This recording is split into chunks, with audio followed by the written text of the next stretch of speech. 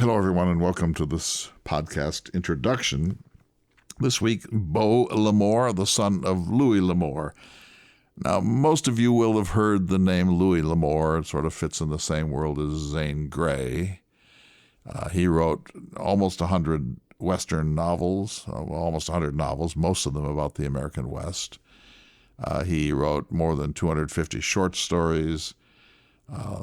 50 film or television projects came out of his work. So you're undoubtedly aware of the world of Louis L'Amour to a certain extent. He was a North Dakotan born in Jamestown in 1908, left the state during the First Depression, the early Great Plains form of the Depression before the 30s. Worked with his father in Texas and the Southwest on menial jobs, getting to know the world of work on the frontier, on the very late frontier, but meeting these sorts of colorful people that then come to inhabit his books in different ways. Wound up in Los Angeles, in the end became a very wealthy, extraordinary individual. And even though the literary critics tend to look down on his work as not really what they do, it was pulp fiction, and we're well aware of that. His books hold up, and they still sell tens of millions of copies per year worldwide. At one time, he was translated into up to 27 languages. Currently, his books are translated into 4. The worldwide readership is gigantic for such things, and of course, the American West continues to have a huge hold on the European and the Asian imagination. He said that India, for example, is one of the best-selling places for Louis L'Amour books. So we had a wonderful conversation. Really what struck me most about it is how insightful Beau L'Amour is. I expected him to be interesting, of course. He's the executor of his father's works. There's still a kind of Louis L'Amour machine that continues to issue reprints. All the books are still in print. Many are being issued now with a new afterword by Beau, in which he tells the backstory, the story of when the novel was written, under what circumstances, what's going on here, and so on. So that sounds I love backstories. That sounds extremely interesting to me. So I reckoned that he'd be interesting, but I had no idea that he'd be so insightful about the nature of his father's talent and about the place of the Western in American life and about the changes that are going on in the publishing industry and about the limitations of the genre that Louis L'Amour was kind of typecast after a while into writing relatively short Westerns. And he had to write 4 books a year because he wasn't making tons of money until the end. And so he was knocking these things out. But what makes Beau L'Amour so interesting is that he really has thought about these things in a big way. And he makes Louis L'Amour seem really important. And I'm going to do some more work now. I'm going to order books called Lost Treasures, in which fragments of L'Amour's work that never got published are published, sometimes with an ending by Beau, sometimes just with the backstory. All of that's extremely interesting. He deserves a documentary, that's for sure. There hasn't been a good one on Louis L'Amour. Beau is writing a 2-volume biography of his father, which he hasn't begun. Well, of course, he's been at it in some sense for 30 years, but hasn't begun to write. He's been so busy doing the other tasks. Anyway, I don't come at this because I'm a proud North Dakotan, although that's certainly true. L'Amour born in Jamestown, North Dakota, about 200 miles east of here. My mother read all of L'Amour. My mother loved Louis L'Amour. Oh, my goodness. And she read a book a day. And she could read 3 of L'Amour's books in a day because they're usually about 180 to 200 pages, sometimes even less. And she read them all and had thoughts about them and so on. I always sort of raised my eyebrow as someone who read the works of John Donne and Alexander Pope and Joyce's Ulysses. I sort of was bemused by my mother's love affair with the cowboy. Did she love cowboy culture. We went 15 times to a cowboy poetry festival in Elko, Nevada. It was one of the favorite things she ever did. She and I did a project on North Dakota cowboys and ranchers when I was in college, but it was really her project interviewing 40 or 50 ranchers and cowboys and putting together what was then a slide tape program on this, one of her proudest achievements in life. And I was her driver and photographer. My father wouldn't let her do it unless I went along, and I went along kicking and screaming, and it wound up being one of the greatest mother-son experiences of our long and wonderful relationship. She's been deceased now for 7 years. So Louis L'Amour has played a big role in my world, and as I say to Beau, I'd like to get a conference or symposium started about Louis L'Amour, because he's more interesting than one likes to think, let's put it that way. So this is what Listening to America does, this long way from Thomas Jefferson. I miss Jefferson, of course, and he's making appearances on this program, but I wanted to look at America in so many different ways, and so now I'm going to dig in a little bit about L'Amour. He has a book on writing, which I own and have never read, if I can only find it in my library. Well, it's all good, and I owe a debt of gratitude to our trusty scout, Frank Lister, of Escalante, Utah, who knows Beau and lined up this interview. And I think that Beau and I are going to be friends and, in some limited respects, collaborators. So, hello, everyone, and let us go to the show.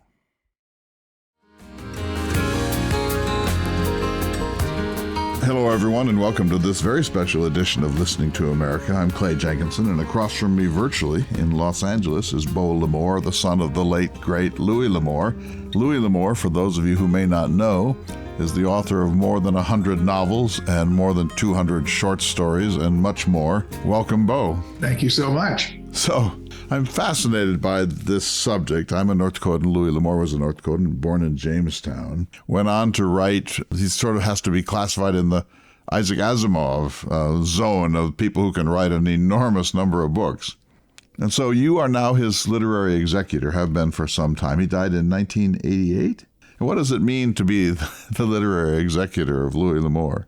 So I don't know that much about literary executor. I didn't make that term up, but I kind of run things around here. And at least on the aesthetic level, my mother still takes care of a good deal of the financial end of things. But the kind of creative and marketing and aesthetic and things like that, that's what I do. So when my dad was alive, everything that we did business-wise was focused on the new book. Even in the last few years of his life, when I was working with him on and off, it was, getting the cover for the new book, doing this, doing that, whatever it was, new book. We've been lucky enough to have a new book many years throughout the years since he passed away, but not recognizing we would be able to pull that off at first. I tried to reorganize the things that we had so that there was so that we were pushing the entire backlist, the entire catalog all the time. So it meant a uniformity in the look of the books. It meant a uniformity in the marketing, a uniformity in public perception of what was going on. Instead of going narrow, we were going broad. And so that was the first, that was the first element. And then it's generally believed by people outside the publishing business that inside the publishing business, there are all of these kind of wise old editors who know everything about everything and know everything about the author and things like that. And that is really not the case. Generally they're young ladies. They're not too long out of university. They have several authors. And by the time they read everything by Louis L'Amour and get to the point where they know anything at all, they've either been fired or promoted. And so, it takes years. So I'm the guy that knows where all the bodies are buried.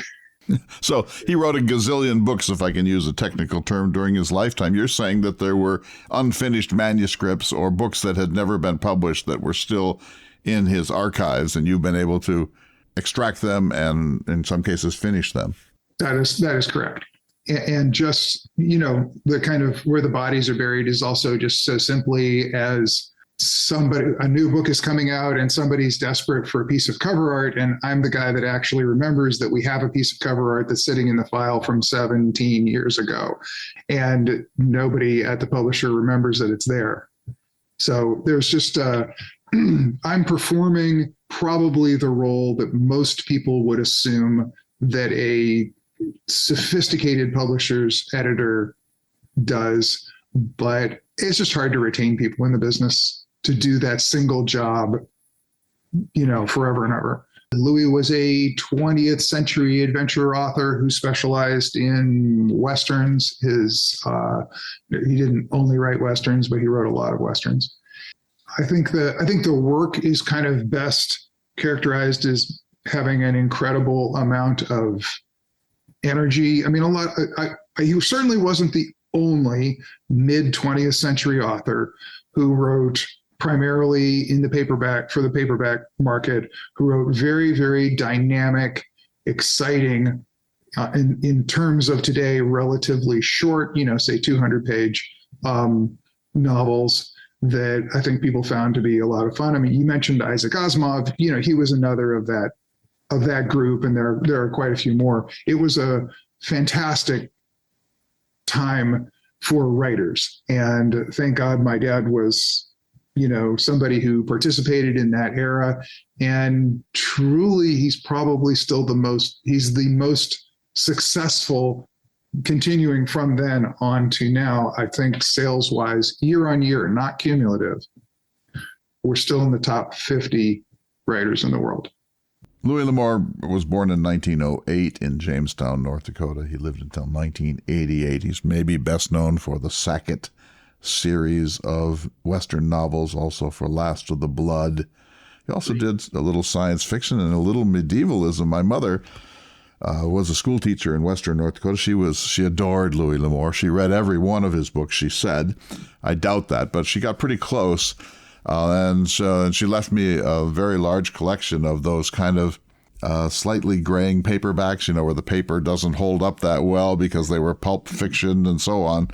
Mostly purchased in drugstores and grocery stores and newsstands, but not exclusively. His books are available in the great bookstores too. He went on this journey with his father beginning in 1923 when there were financial problems, and they went into the South, into Texas and the Southwest, and these apparently were very formative experiences for him. Can you talk about that a little bit? 1920s, there was sort of a depression before the depression. It's kind of the depression everyone forgot. Especially up here on the Great Plains. Yeah, it hit the upper Midwest like a meteor. They had a chance to square things up and sell their home. And my dad and his adopted brother, he had several other siblings, but they were out of the house by then. And his mom and dad kind of tied everything to the car, and it started out a little bit like the Jodes in The Grapes of Wrath. They traveled down through the Midwest to Texas, around Texas, through New Mexico and Arizona, looking for work. He wasn't a writer yet. He was just a child. He was a teenager, and he was working harvests and odd jobs across the country, a lot of agricultural work. And he boxed a bit. Sometimes he and his brother would, they were both for their age, they were both pretty good fighters. And they would fight to put gas in the tank so they could get to the next town. They eventually ended up for a fair amount of time, a couple of years in Oregon. And my dad went to sea just before that. So he traveled to England and back from Texas. And then he traveled around the world. And eventually he and his older brother had been trying to put something together so that the family would have a place to go. Their parents would have a place to go where, their sense of pride would kind of be, it wouldn't be like, oh, we're just giving you something. So his brother had bought a small acreage outside of Choctaw, Oklahoma.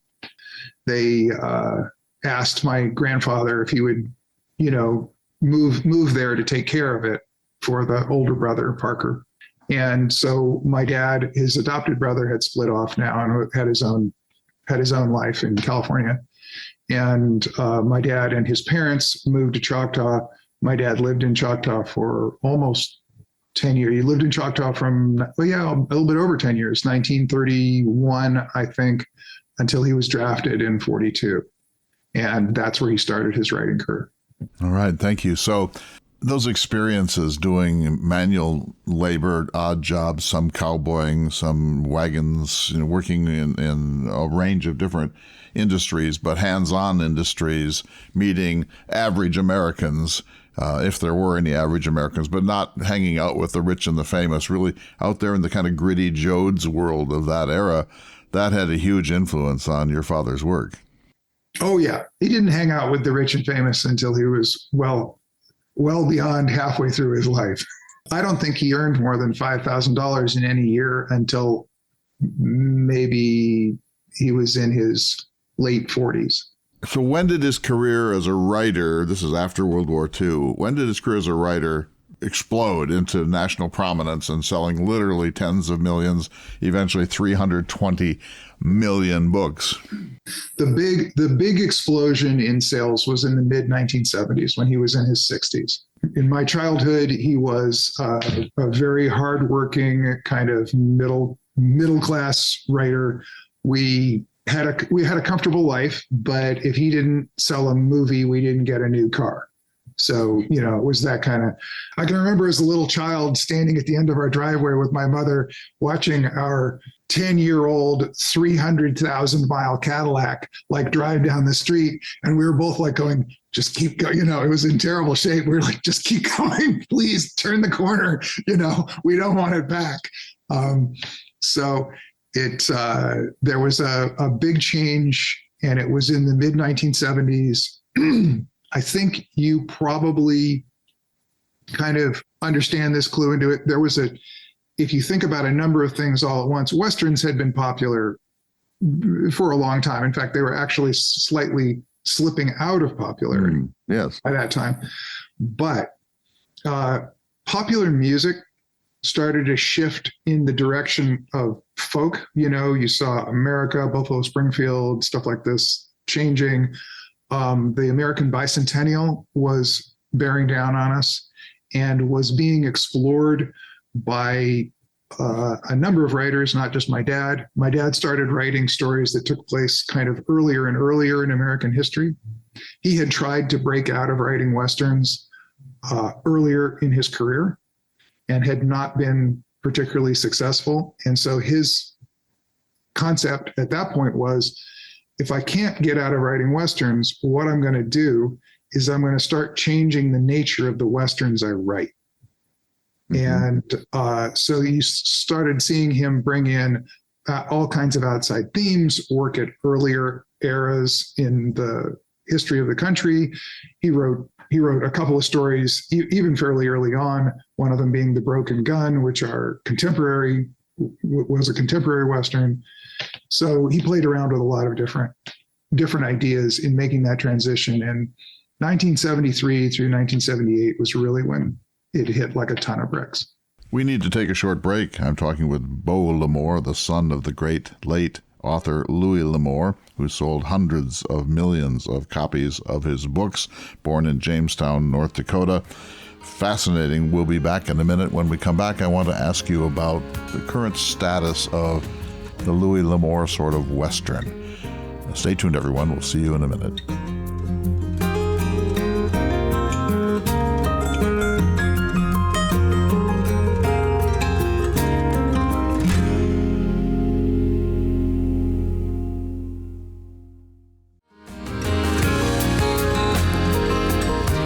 Welcome back to this special edition of Listening to America. I'm Clay Jenkinson talking with Beau L'Amour. Beau lives in Los Angeles. It's a big career himself, not only maintaining the industry by finding fragments of stories or novels or short stories that were never published and seeing them into print in this Lost Treasures series. You've done a lot of audio work, studio work. You've done a graphic novel. You've had a full career yourself. It's not just handling your father's achievement. When I started to think about this interview, I had a kind of a misconception. I thought the L'Amour moment has passed. That, yes, of course, he's still read, but the moment when that was a really big deal in American life, when people hungered for the next one, got emotionally involved in what he was doing, That era I thought was over, and it would be a little bit like the Elks Clubs or the Masonic lodges. That was then, and this is now. But that's not true. He's still read all over the world. He's still pretty popular. It's hard to track worldwide. In the old days, in the 20th century, we had all of the different translations, different languages that he was translated into. He's not translated into too many. I think maybe four languages today, 27 at the highest. But what we call in the business international English, so international sales in English publishing, has just soared. The fact is that people all around the world read in English. I mean, it's surprising. The two largest countries, I shouldn't say largest, I don't know about sales because I haven't tried to drill down on the numbers exactly, but the countries that I get the most fan mail from are strangely India and Indonesia. Ooh, long way from Tombstone, Arizona. I don't know. It's there's just also a population thing. If you have over 1 billion Indians, you could have an awful lot of readers there without really having a very big percentage of the population. Right. I don't know. And of course, it's a country where English is spoken, relatively ubiquitously. So it's an official language of India, one of the many. Yeah. So we're still doing pretty good. I mean, it's not 1985. Dad would go autograph books and he'd have a line around the block, things like that. But sales are still excellent. If you're trying to understand what's the appeal of Louis L'Amour in the third decade of the 21st century, we're a long way from the frontier now. And there's been a whole sort of revisionism in the way that we think about the frontier. And there's a critique of a triumphalism and a kind of a monocultural approach to these things, and the de-emphasis on the violence of the Old West and so on. How would you characterize the continuing appeal of his work in this era? Well, first off, I think that he steered a fairly middle-of-the-road path through some of those things that you just described. He was aware of the implications of a lot of things that happened. He wasn't out there to sort of apologize for the settling of the West, but he certainly had a great deal of sympathy for Native Americans and people who had lived in Mexican America who found themselves living in Anglo America, and those aspects show up in the books. So, number one, he wasn't ringing a bell at either end of the spectrum. As to the continuing popularity, a lot of it is people started enjoying Westerns from, let's say, the 1880s to the 1930s as contemporary adventures. They were adventure stories that took place just 1,000 miles away instead of 10,000 miles away.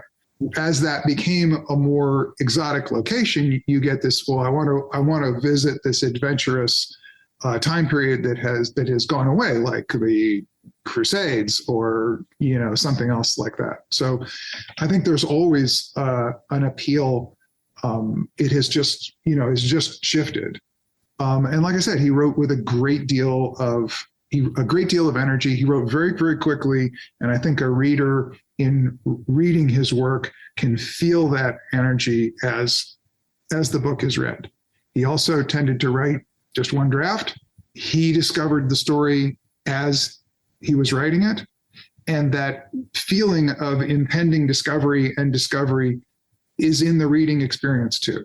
Well, hang on. A couple of things you said there very, very interesting to me. First, that the story, he didn't necessarily know how the story was going to come out when he began, that he let the story tell itself. Talk more about that. Dad probably wrote 200 short stories before he ever sold one. And he knew, certainly throughout all my life, he knew to write all the time. When you open kind of the gates to your unconscious, it's hard to do. And if you let it close, it tends to want to stay closed. So he was, very, very dedicated, work basically pretty much all day, every day, no time off, no vacations, very rarely a day off. But he got to the point where he could just trust himself to start writing a story and let it keep going and discover it as it happened. That didn't always work. This Lost Treasures series that I was describing to you has a whole number of cases of where you can see it not working. In fact, if you read those books, you can go through them and see him, starting to write something, getting stuck. Then generally, I'll talk about it a little bit. Then he'll start again and he'll try something else. And you can very much see what the process was like. But generally, if he could get a couple of chapters in, he'd go all the way to the end with no trouble.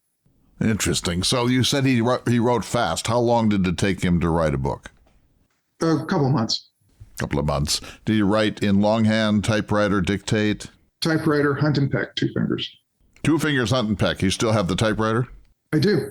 All right. So does it bother you that English professors and English departments and humanities departments tend to sort of patronize Louis L'Amour's work and talk about it as it might be interesting, and truck drivers buy it and people who love Westerns buy it, but it's not literature. Does this bother you?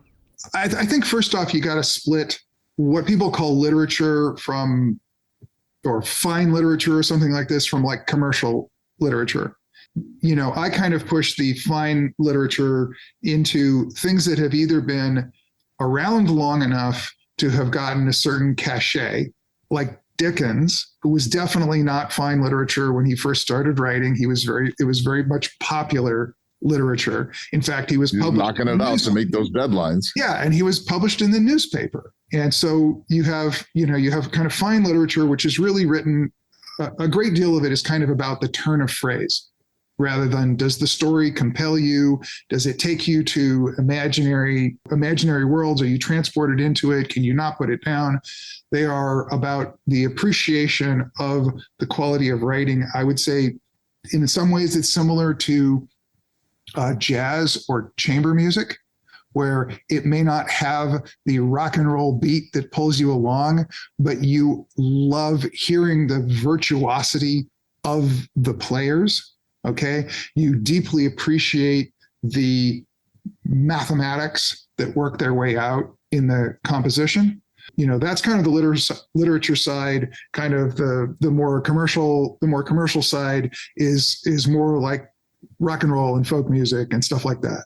There are writers that fit in both categories, and it's probably a mistake to confuse the two of them. My dad was a master, and this is a quality that the great commercial or popular writers of the 20th century had. He was a master of knowing what not to write.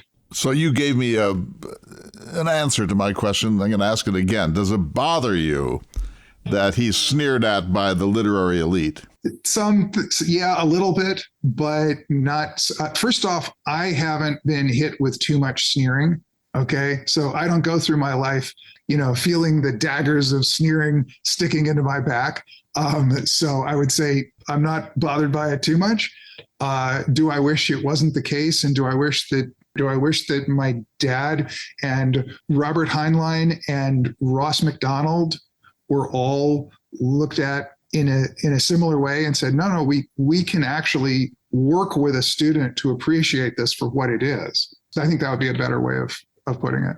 Yeah, very well said. So how do you write more than 100 novels? I mean, I know you get up every day and you write. I get that, hunting and pecking with his 2 fingers on the best machine that he had available to him. But, John Steinbeck famously said there are only about 7 plots: man versus God, man versus woman, brother versus brother, et cetera, et cetera.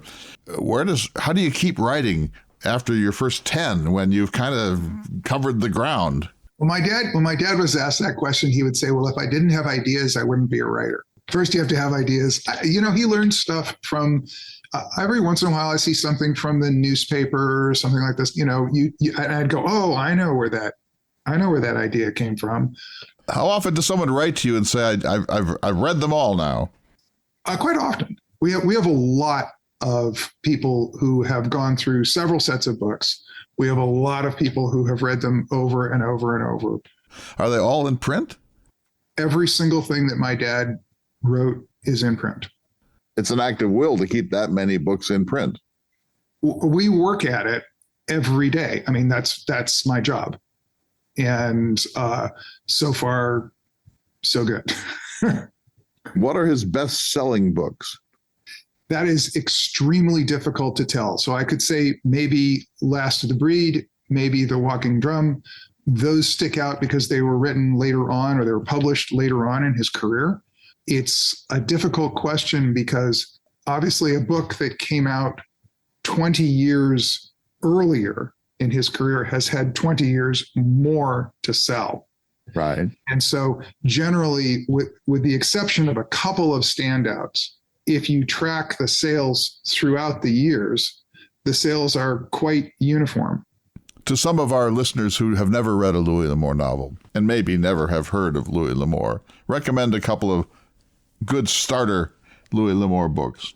Yeah, I would start with The Daybreakers. Why? It's a terrific novel.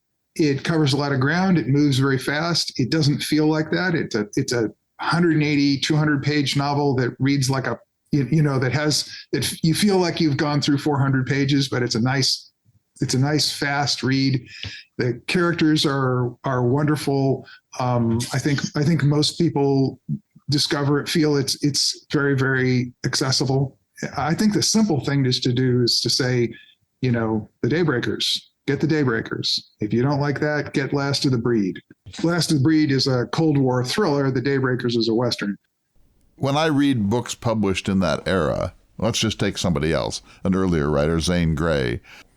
Now that we're so politically correct about everything, I cringe. I see the S word, SQUAW. I see Native Americans called Redskins. You see many things in reading books of those earlier periods that would make it hard for them to get published today, that might get them canceled today, and even make people that are not particularly woke cringe a little bit. How much is cringeworthy in the collected works of your father? I hope very little. I mean, some of those things are, in my opinion, made up. I have a number of Native American friends, and depending on how you say Redskins, they are not bothered by it. Like they are big supporters of the team back when there was a team, and so some of it would be, is it in context? Is it used as a pejorative? Is it used as a pejorative in context?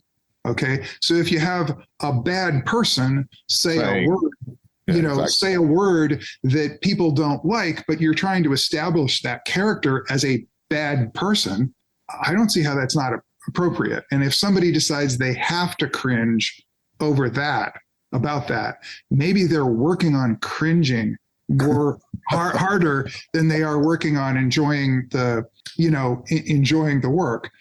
These days it's difficult. There are the publishing business is made up of a lot of, when I started working in the publishing business, the remnants of the type of people that were working in it when my dad started were still around. Okay. A lot of the sales groups were affiliated one way or another, not necessarily being members, but affiliated in some way with the mob. Okay. Because the mob had run magazine distribution in a lot of places, and that's where paperbacks got working. A lot of the guys at the top of the editorial and publishing world came from the OSS. It was very masculine. It wasn't bothered by very much at all. We went through a period where there was a wonderful, more and more women, wonderful balance between the sexes. Okay. And now we're in a time period when it's a more and more kind of sensitive group of people that are running things, much like you would find in education and other places. And they are oversensitizing the business to the point where, in my opinion, you can barely get a guy to read any longer. A guy, you mean a man? Yeah, you're basically people who want something that isn't necessarily high literature, that hits hard, moves fast, is about a plot and stuff happening, is willing to get extreme when it needs to get extreme. That those things are vanishing from the publishing business, and so is the people that read that stuff, and then they all kind of cry about where have the readers gone. It's like, well, you stop publishing the stuff they wanted to read. And so it's there is that tension going on And I'm not entirely sure that management entirely gets it. I understand what you're saying. It's really interesting. So I just want to repeat that. You're saying that many males, many men, who maybe aren't reading Joyce's Ulysses or T.S. Eliot's The Wasteland, but are looking for a good read, and they want to be entertained, and they want to be maybe moved and inspired. They want to see new worlds or worlds that they don't know. And now they're finding little to read because it's so woke. It's so oversensitive to all of these questions. Do you get pushback? Do you get letters? Do you get pushback about the unpolitically correct things in your father's work? Almost never. Almost never. Almost never. In fact, I can't think of, every once in a while, I get a particularly sensitive fan, this is going to go in the other direction, who will rip into me about how I put a bad word in a book. Oh my God.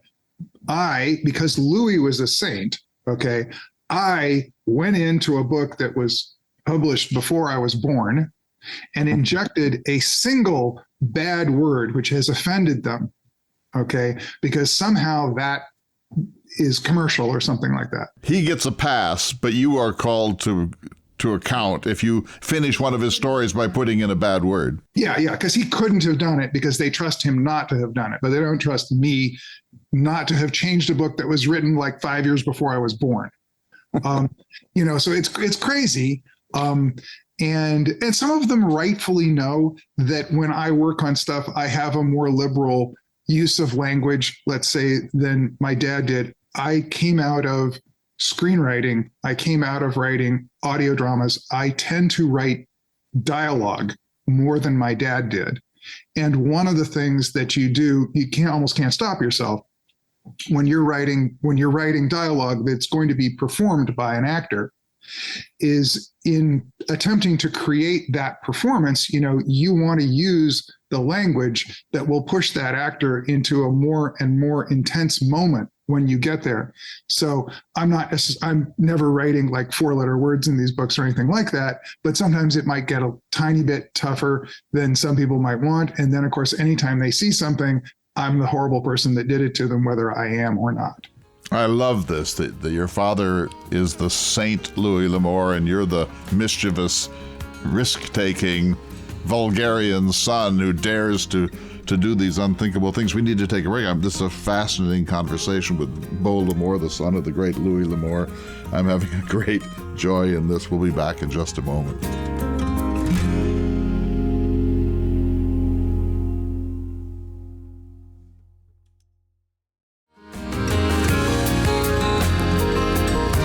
Welcome back to this special edition of Listening to America, and I am listening to Beau L'Amour, the son of Louis L'Amour. Lives in Los Angeles, as did your famous father. Been corrected, Louis L'Amour wrote under 100 books, but right up there at the edge of it, more than 250 short stories, and you're finding fragments of things that never got finished that can be put together now. And I really want to go back to a couple of things. First of all, the backstory. I think that's such an incredibly great idea. I've been doing some work on the photography of Edward S. Curtis. Your father would, of course, known Curtis's work intimately. The backstories are often as interesting as the photograph. How did this photograph get taken? Under what circumstances? Utterly fascinating. So how do you do this? How do you find the backstory of your father's works? I have every single thing he ever wrote. And that means not only every manuscript, but every piece of correspondence, every note, every daily organizer, every checklist. For my dad never threw anything away. And so for the last many, many years, I have been organizing that work.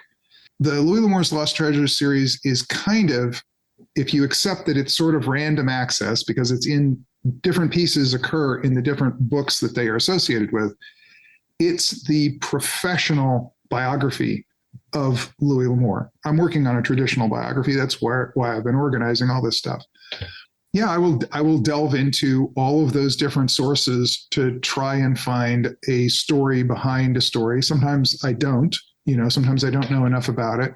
Or I don't have enough to be worthy of sticking into a book and asking a customer to pay more money for. So it's sort of like, if I can't do a certain number of pages or have a certain kind of conclusion or something like that, I won't do it, because I feel like I'm trying to hit somebody up to, buy a new book that I really don't have enough to say about.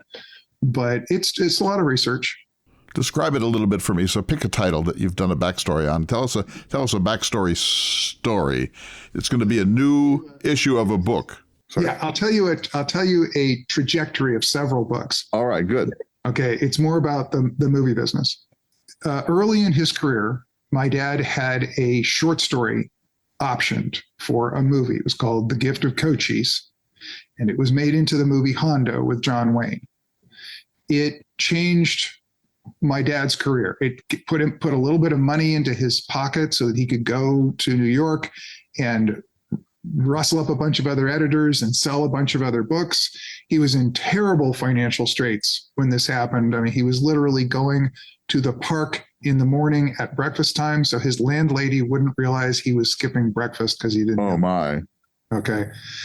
And when Hondo was being prepared, John Wayne wanted Katharine Hepburn to play opposite him in that movie. But Katharine Hepburn was unhappy with John Wayne because he had been kind of on the other side of the whole kind of Hollywood 10, communist screenwriter thing. The communist scare, the McCarthy era, Yeah. the 1950s. Yeah. And so Katharine Hepburn, no, I don't want to do anything with John Wayne. A few years later, she met my dad. A few years later, they discussed with George Cukor a particular story, Heller with a Gun, which she wasn't interested in being in. And then she and my mom recognized that Katharine Hepburn and Spencer Tracy used to escape Los Angeles to La Quinta, California, which is down near Palm Springs. And my mom had some property down there. And so, she basically said, come on in and you can come over to our place anytime you want, if you want to even get away from the hotel. Then my dad had another book. This was called Taggart, which he said, well, Katharine, if you want to do something, let's try this. She looked at it. She very wisely, from me knowing something about film, having seen it, said, no, I don't want to do that. But then she wrote this amazing letter to my dad. And she said, what I really have always wanted to do in a Western is I want the man's part.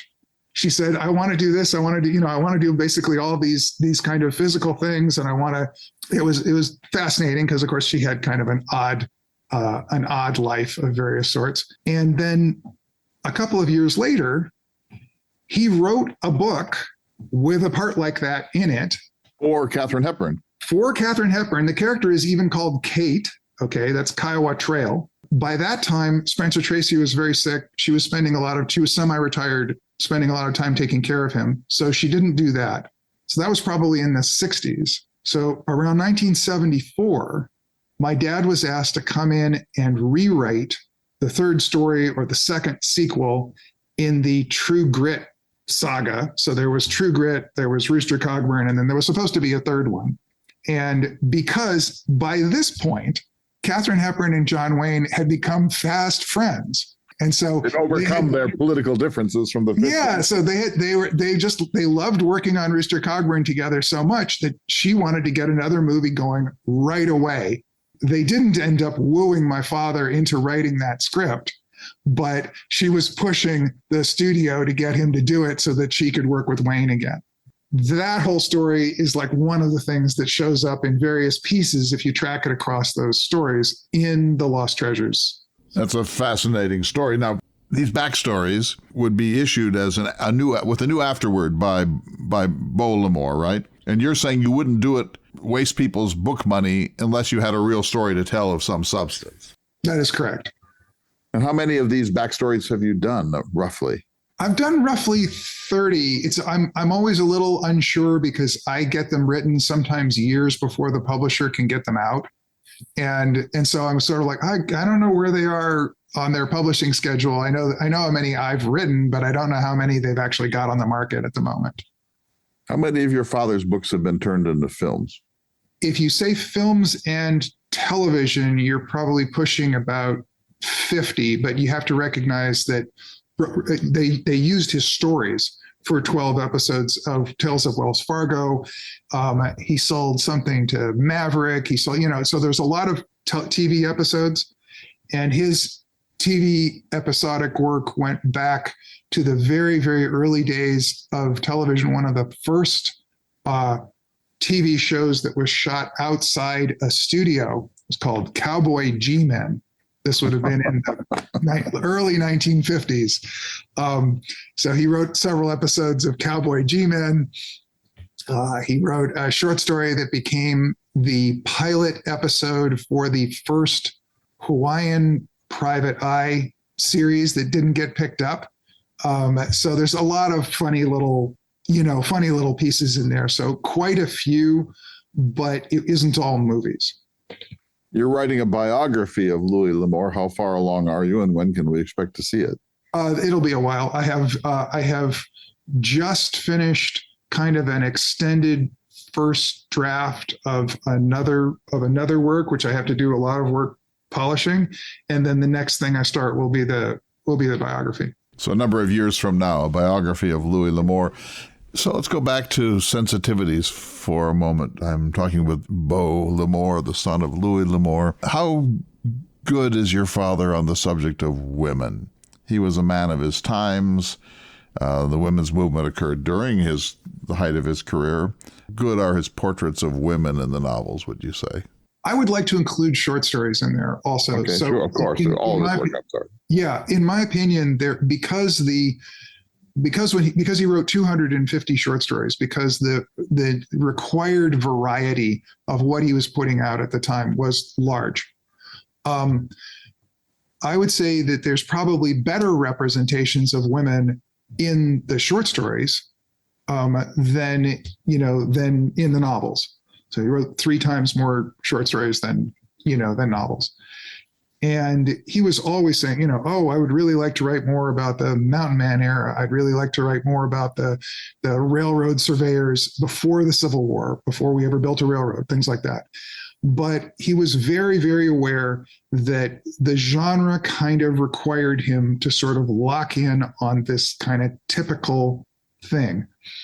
And while he spent the second half of his career very gradually, very incrementally, kind of adjusting himself out of that, he did it carefully. If he didn't write 4 books a year, we didn't get food.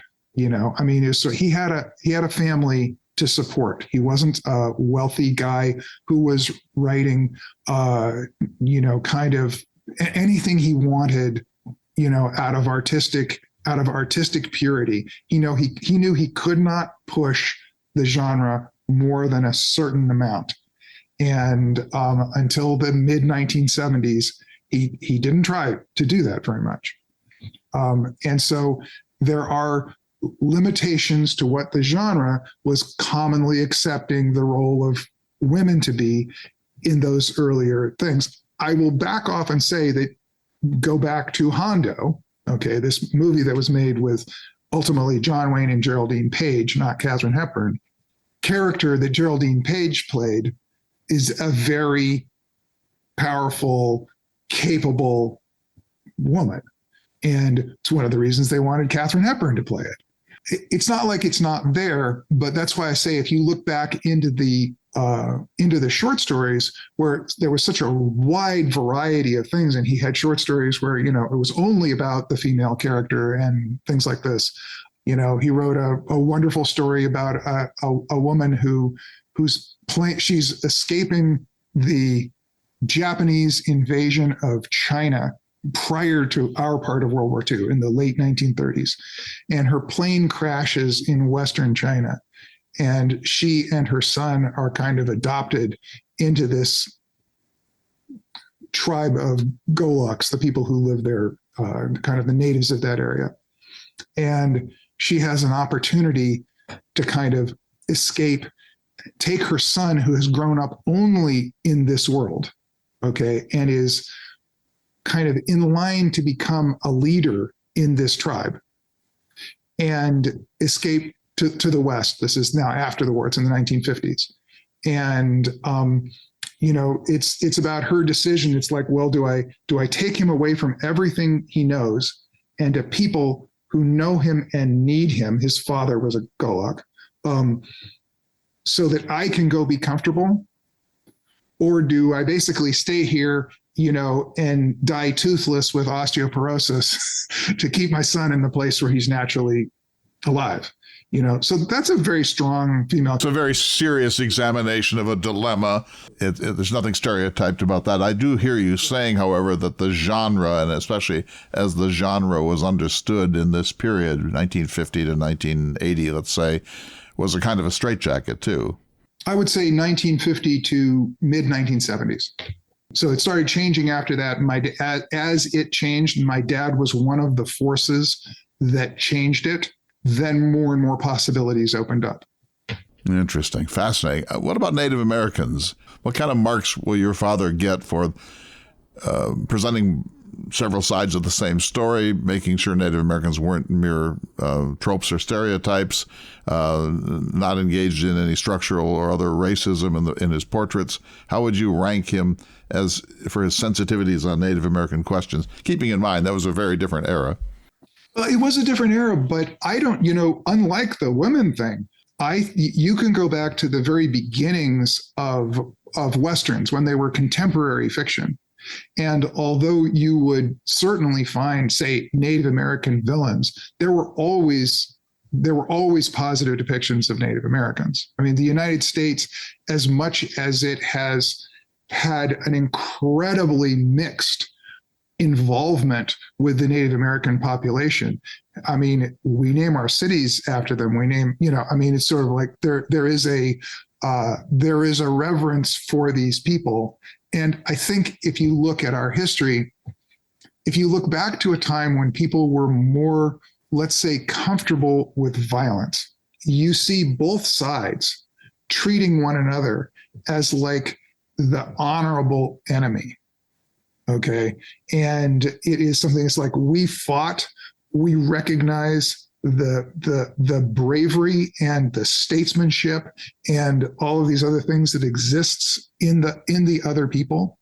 And I think it's only today when we've become kind of afraid of the fact that there was any violence in the relationship at all, that we become hypersensitive to it. The US military was, although they fought with various Native American tribes, they were one of the greater allies the Native Americans have. Over and over and over, you see military officers allowing Native American war parties to surrender as if they were soldiers of a sovereign power. Okay, basically with that sort of protection and recognition. Whereas when you look at the civilians who lived in the same area, they were like, no, we want to go kill those people. We want to try them and we want to hang them. And my dad tried to deal with that whenever he possibly could. Does it ever seem like you'd like to break out and do your own original work and not give so much attention to him? No, if I was, I don't know, I don't care. If I was 30 and I was like, got to have a hot career and make it all about me to like attract chicks or something, it's like, maybe. But it's at this, I'm 64. At this age, my feeling is it's like, I just need to honor my family and, take care of my dad. I don't, I don't have a wife. I don't have kids. It's sort of like, so it's like my family is him and my mom and the work and things like that. How much of his work is still unpublished? Not much more. Not much more. So we're pretty soon we're going to have what we're going to have. Yeah, I'm working on the last kind of full thing. It's like, would I go back into, let's say, the book Louis L'Amour's Lost Treasures, Volume 1, which has some unfinished things in it? Would I go back in there and maybe judiciously pick out a thing or two to finish? Maybe. We have to see. I haven't been one of these people who's like, oh yeah, I want to like have a whole program of having another writer in there writing Louis L'Amour, or I'm writing as Louis L'Amour. He wrote enough stuff we're well enough off. I like the idea of presenting what he did and even the stuff he didn't finish in its pure form so that people can see what that's like. If I've got a particular take on a story or something, then yeah, maybe if it's a finished story, maybe I'll work that out with an audio drama, or maybe someday a movie or something like that. If it's a unfinished story, it's like, yes, I might do something like that. But it's I'm going to have a 2-volume biography to write. I got my hands full.